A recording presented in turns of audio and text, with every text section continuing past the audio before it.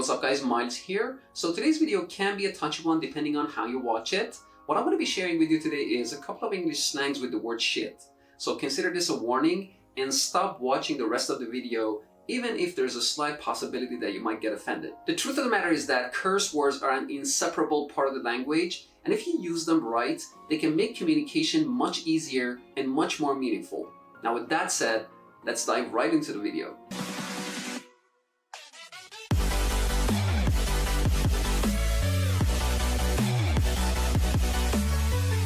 So the first slang is scared shitless, which means to be very, very scared of something.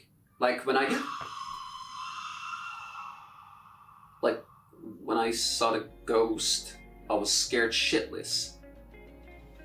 Well, another fun fact about me is that I don't watch horror movies, and the reason is that they scare me shitless. A shitload of something means a lot of it. For example, I have a shitload of books. Or Toronto has a shitload of people. Now the most common slang on this list is probably this one, when shit hits the fan, which means when all these dramatic, crazy, insane things are happening. Let me give you an example. My coworker has made a terrible mistake, and our boss is gonna be very, very angry.